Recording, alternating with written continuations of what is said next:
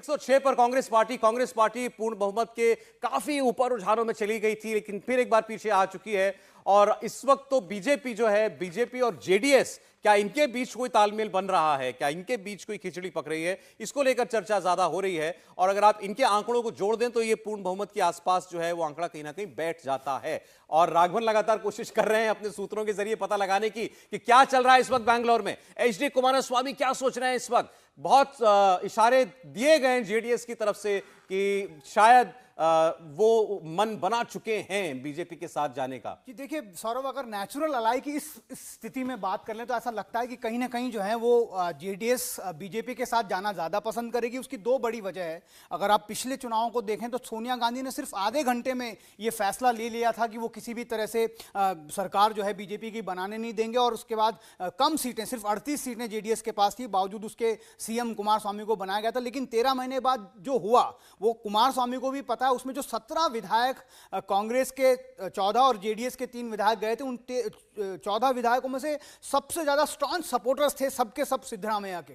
तो ये कुमारस्वामी को भी मालूम है कि उनकी सरकार अगर गिरी तो वो सिद्धरामैया की वजह से गिरी। अब अगर वापस सरकार बनाने की स्थिति आती है तो ये मैं दावे के साथ कह सकता हूं कि वो सिद्धरामैया को मुख्यमंत्री के तौर पर बिल्कुल भी अलाउ नहीं करेंगे। साथ ही अगर वो डीके शिव कुमार को अलाउ करते हैं तो वोकली का सीएम बनाना उनके लिए सुसाइडल होगा। तो इसलिए ऐसा लगता है कि अभी नेचुरल अलाई जो है वो बीजेपी हो सकता है। खड़गे साहब भी तो हैं। खड़गे साहब, वो जब हमने उनसे ये पूछा खड़गे साहब से कि क्या आप मुख्यमंत्री बनना पसंद करेंगे, क्योंकि ऐसी एक स्थिति बनती भी तब भी नजर आ रही थी, तो उन्होंने कहा कि मैं अभी मुख्यमंत्री बनाने की स्थिति में हूं, तो मैं किस एक राज्य का मुख्यमंत्री क्यों बनना चाहूंगा। लेकिन ये एक पॉलिटिकल स्टेटमेंट था।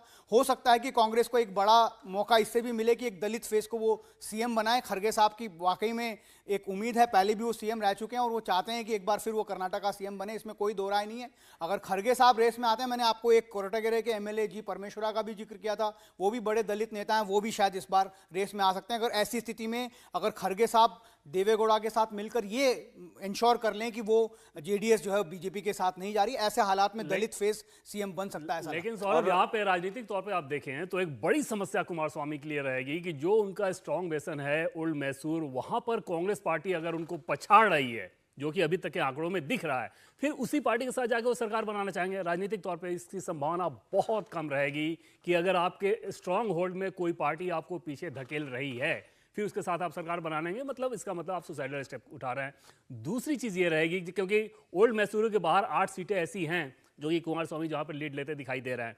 जहां तक बीजेपी के ऑप्शन की बात है, बीजेपी किसी भी कीमत पे ये चाहेगी कि कर्नाटका कांग्रेस पार्टी के हाथ में ना जाए। उसकी दो वजह है। पहली बात तो कि एक नैरेटिव की बात होती है। दूसरी जो ज्यादा महत्वपूर्ण बात है कि अगले लोकसभा चुनाव के लिहाज से बीजेपी कतई ये नहीं चाहेगी कि कर्नाटका जैसा रिच स्टेट कांग्रेस पार्टी के हाथों में हो, क्योंकि उसके बाद लोकसभा चुनाव के लिए ऐसे कांग्रेस पार्टी को जितने संसाधनों की जरूरत होगी वो कर्नाटका से उसको मिलते रहेगा। और यहां पे बीजेपी जरूर चाहेगी कि कांग्रेस पार्टी को सत्ता से दूर रखा जाए, भले ही उसके लिए कुमारस्वामी को मुख्यमंत्री क्यों न स्वीकार करना पड़े। तो मुझे नहीं लगता कि अगर वैसे नंबर्स आए तो बीजेपी के पॉलिसी मेकर के लिहाज से यहां पर कोई विकल्प, कोई समस्या है। वो बहुत जल्दी ये चाहेंगे कि कुछ ऐसा कर दे जिससे कांग्रेस पार्टी को सत्ता से दूर रख लिया जाए। कांग्रेस पार्टी अगर अपने दम पर यह सरकार बनाती है तभी उसका सरकार बनाने की संभावना अभी तक मुझे नजर आ रही है। देखिए, और ये चर्चा होते होते एक बार फिर कांग्रेस पार्टी जो है वो अपने दम पर सरकार बनाने के काफी करीब पहुंचती हुई दिखाई दे रही है। अब 2 घंटे वोटों की गिनती को हो चुके हैं, लगभग दूसरे तीसरे राउंड की जो है काउंटिंग चल रही होगी। अब ये रिजल्ट्स जो हैं धीरे धीरे और परिपक्व होंगे और कुछ लगभग कंसोलिडेट हो चुके होंगे। चरण सिंह सापरा साहब कांग्रेस पार्टी से जुड़ रहे हैं हमारे साथ, और साथ ही सैयद जफर इस्लाम साहब जुड़ रहे हैं हमारे साथ बीजेपी से। आप दोनों का बहुत स्वागत है। सापरा साहब, चर्चा यहां ये चल रही है कि अगर कांग्रेस पार्टी जरा सा भी चूकी पूर्ण बहुमत से तो ताक में बैठे हैं बीजेपी और जेडीएस। नहीं, मुझे नहीं लगता कि इस बार हम चूकेंगे। हमारी पूर्ण बहुमत आएगी। आप देखिएगा और 2 घंटे के बाद में ये आंकड़े जो है, जो अभी 116 तो दिखा ही रहे हैं आप, और बीजेपी 75, यानी कितना बड़ा डिफरेंस है, लगभग 35 सीटों से भी ज्यादा फर्क है। और दरअसल अभी जो फाइट दिख रही है वो जहां पर जेडीएस मजबूत थी ओल्ड मैसूरू में, वहां पर क्या हो रहा है, वहां पर कांग्रेस कितनी ज्यादा सीटें ले जाती है तो उस पर निर्भर ज्यादा नजर आ रहा है। यानी बीजेपी का तो हमने सफाया कराई है, अब जेडीएस की हम कितनी सीटें जीत पाते हैं उसके ऊपर ये असमंजस चल रहा है। लेकिन लगभग अगर आप देखेंगे तो कोस्टल कर्नाटका और ग्रेटर बेंगलुरु अगर छोड़ें तो कांग्रेस पार्टी ने हर जगह, चाहे वो ओल्ड मैसूर है, चाहे वो सेंट्रल कर्नाटका है, चाहे हैदराबाद कर्नाटका है, मुंबई कर्नाटका है, हर जगह पर कांग्रेस ने अच्छी बढ़त बनाई है। तो ये नजर आता है कि कहीं ना कहीं जो कांग्रेस पार्टी के मुद्दे थे, जो जमीन से जुड़े हुए मुद्दे थे, जिस तरह से हमने 5 गारंटियां दी या फिर हमने महंगाई, बेरोजगारी के मुद्दे उठाए, वो धरातल पर वो मुद्दे थे। और जनता ने, कर्नाटक की जनता ने, जो भारतीय जनता पार्टी के नेता आकर के वहां पर झूठ जुमले इस तरह से चला रहे थे, झूठ और जुमलों का सफाया हुआ है। ये लगभग यहां पर नजर आ रहा है, जिस तरह से बीजेपी को 75 सीटें आपके चैनल पर यहां पर दिखा रहे हैं। नहीं, ये तो आपकी परफॉर्मेंस दिखाई दे रही है, तो इसमें कोई शक नहीं है कि बहुत बेहतर चुनाव आपने लड़ा है बीजेपी से। जफर इस्लाम साहब, अभी हम तस्वीर दिखा रहे थे, वो बीएस येदियुरप्पा साहब की तस्वीर थी कि वो अपने साथियों के साथ जो है टीवी पर देख रहे थे कि क्या चुनाव के नतीजे दिखाई दे रहे हैं। देखिए, बहुत अंतर आप में और कांग्रेस पार्टी में तो बहुत अंतर इस वक्त दिखाई दे रहा है सर।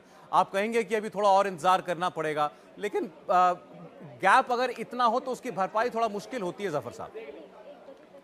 देखिए, आपकी बातों में भी सच्चाई है और इतिहास भी बताता है कि कई बार ऐसे रुझान आते हुए बिल्कुल 12 बजे के आसपास पलट भी जाते हैं। तो ये वक्त बताएगा कि अगले 2 घंटे में क्या होता है। लेकिन मुझे फिर भी उम्मीद है कि जो आपके चैनल पर आंकड़े देख रहा हूँ, 115 और 76 मेरे, हम चूँकि बीजेपी हेडक्वार्टर से कर रहे हैं, यहाँ पर मुझे बहुत स्क्रीन दिख रहे हैं, बहुत सारे स्क्रीन में ये आंकड़े दूसरे हैं। आपके आंकड़ों से कम है, कहीं हमको 92 दिख रहा है बीजेपी, कहीं हमको 97, कहीं 86 ऐसे भी दिख रहे हैं। तो थोड़ा इंतज़ार करते हैं, अगर ये आंकड़े जैसे आपके दिखा रहे वैसे ही रहता है तो जाहिर है हम उस पर चिंता करेंगे कि भाई हमारे ऐसे आंकड़े कैसे आए। लेकिन अभी मुझे लगता है अभी चिंता का वक्त नहीं, अभी रुझान जैसे जैसे आगे बढ़ता जा रहा है उस पर ही नज़र रखते हुए टिप्पणियाँ करूँगा कि अब मुझे पूरी उम्मीद है इस वक्त कि हम अगले 2 घंटे में पासा पलटेगा और हम जीतेंगे। लेकिन अगर ऐसा ही दिखता है तो हम, जैसा आप कह रहे हैं, हम चिंता करेंगे। लेकिन आपके माध्यम से एक सवाल ज़रूर पूछना चाहता हूं कांग्रेस पार्टी को और कांग्रेस पार्टी के वरिष्ठ नेताओं को कि अगर यही रुझान रहे और नतीजों में तब्दील होते हैं अगर, तो क्या ईवीएम पे ठेकरा फोड़ना बंद कर देंगे कि उस वक्त हारने के बाद ही सिर्फ ईवीएम पे ठेकरा फोड़ते हैं? इसलिए ज़रा इनसे अभी पूछ लीजिए, इसलिए कि 12 बजे जब चेंज हो जाए तो इनके जो है रवैये में चेंज नहीं आना चाहिए और इनके अल्फाज जो है अभी के आप रिकॉर्ड कर लीजिएगा। ये अभी तो मुस्कुरा रहे हैं वो, आप क्यों ईवीएम की बात छेड़ रहे हैं? नहीं, मैं पूछ रहा हूँ ना, इनके हारते हैं तो ईवीएम, जीतते हैं तो अपने लीडर्स की बात करते हैं, इसलिए मैं पूछ रहा हूँ कि जीत का सेहरा लीडर्स और हार का सेहरा ईवीएम। अच्छा देखिए, उनके पास हारने के बाद कम से कम ईवीएम का बहाना तो है।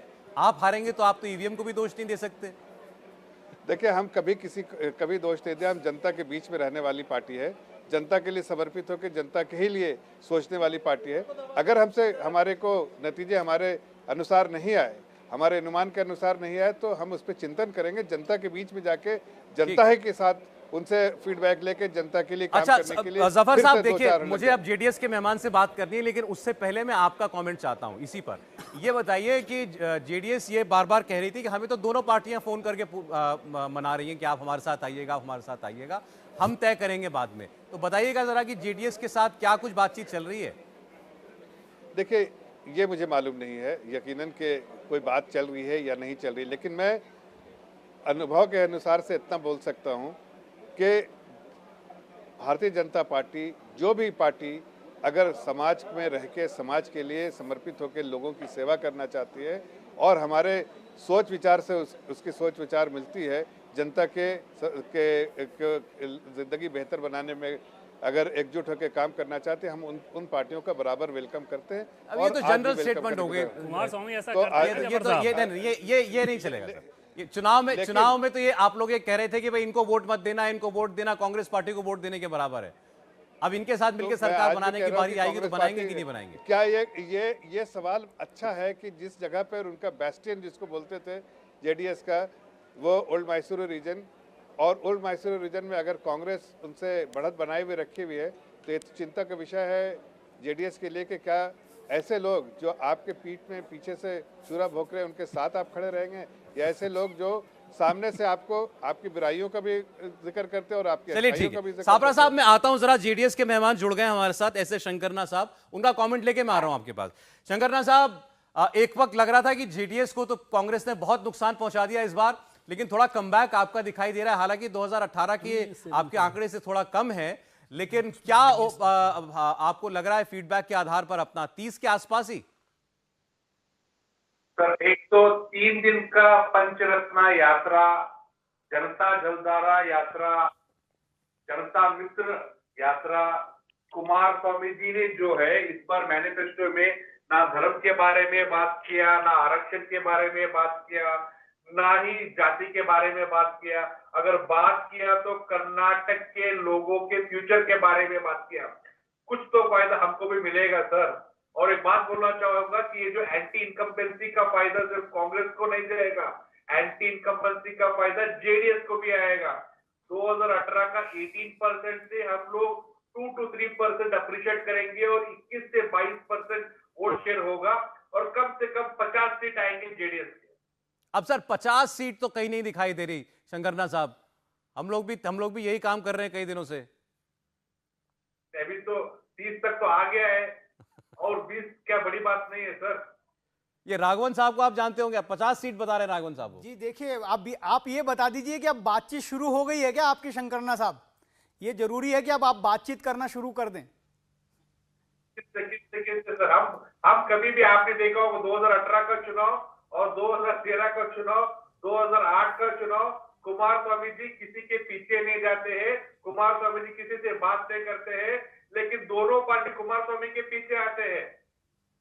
अभी यहां पर कांग्रेस के मेहमान भी बैठे हैं, बीजेपी के मेहमान भी बैठे हुए हैं आपके सामने। अभी इनके सामने ही जरा बता दीजिए ना, किसके साथ जाना पसंद करेंगे?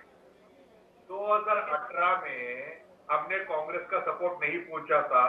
हम पूछने से पहले ही कांग्रेस का पूरा पार्टी कांग्रेस के गवर्नर के पास चले गए थे और बोले थे कि हम अनकंडीशनल सपोर्ट देंगे कुमार स्वामी जी को मुख्यमंत्री बनाने के लिए बोलते। तभी सिंगल लार्जेस्ट पार्टी बीजेपी था। इंडिया टीवी हर वक्त हर जगह डाउनलोड करने के लिए सर्च करें India TV news Google play store या ऐप स्टोर पर।